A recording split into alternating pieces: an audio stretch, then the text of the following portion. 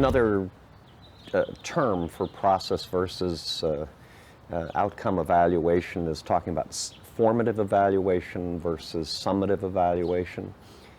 And I think in the era of accountability, we've spent a lot of time thinking about things like outcomes.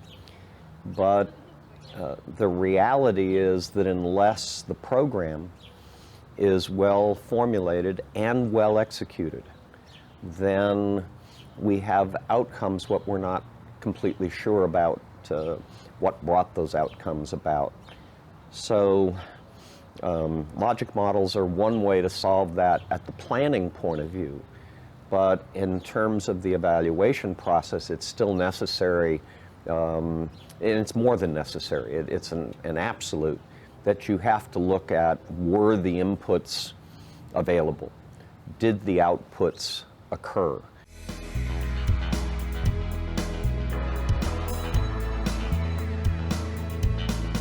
So a program can have outcomes, or output outcomes that I call it, or activity outcomes. And they might be things like the quality of the program, or you were able to bring in really underserved groups into your program. That is an amazing accomplishment, and that is an outcome or result of what you're doing. So it's kind of an outcome based on your activities. Or you might, or people are satisfied with the program. The satisfaction data actually falls under activities outcomes, right? It's something you did and they're happy with what you did.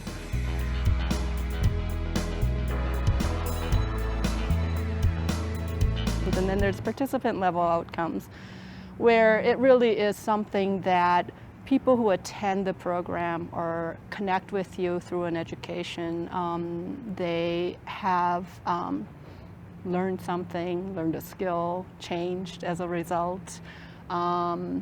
Maybe the way that they live out in the real world is different. So it's actually at the level of the participants who come to your program.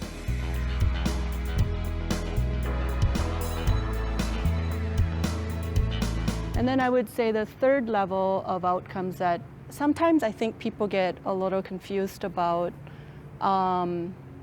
because when people want them to focus on outcomes, sometimes people also get stuck on that all outcomes are participant level outcomes, but there are those kind of systemic level outcomes of policy change, or organizations make a shift in terms of their strategic priorities, or there's a climate change. So if you do some kind of social marketing efforts, there's kind of a different way that people are acting or feeling in an organization or an institution like schools, so school climate change.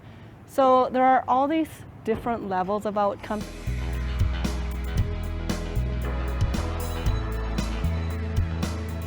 Process is really about what's happening in that program that is going on that's going to get you to the outcomes. So if you have activities, maybe a process measure is, was the activity done?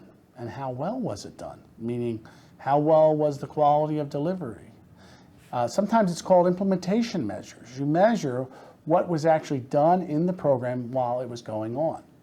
We have things like dosage. So if a program is supposed to take 8 weeks, and after school program, children are going to attend 30% of the after school program, you want to get that. You want to measure then dosage. How much do children actually attend? Do we have enough kids that are attending 30% of the time or not? And I don't know what that percentage is. You have to determine what that is. That's really important.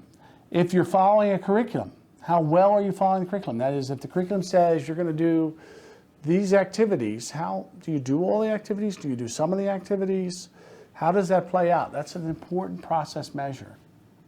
Another process measure that you might think about is how engaged are participants.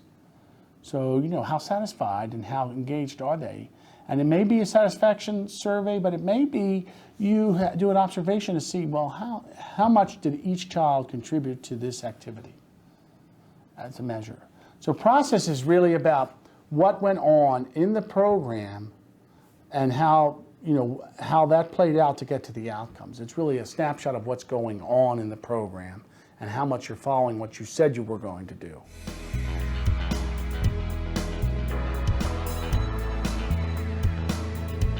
So your outcome are really about what is it from participating in this program, from doing this work, from engaging these young people or engaging families in this kind of work, what do we expect to change? Is it knowledge?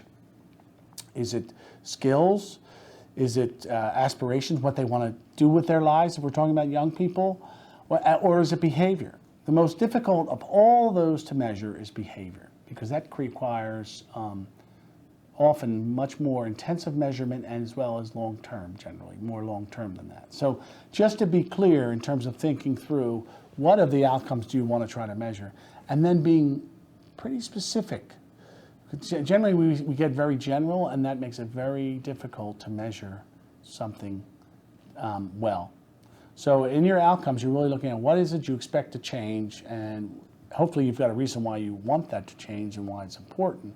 That's really your outcome. That's sort of the end result kind of notion.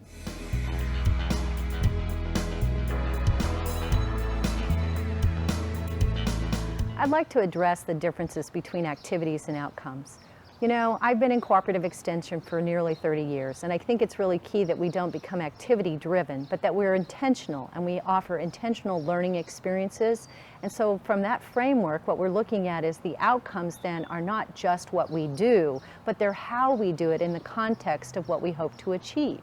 And so when we look at those outcomes, we're not just saying, oh, I'm going to put together a program and I'll string together a series of workshops, trainings, and activities, and then say that that's an outcome.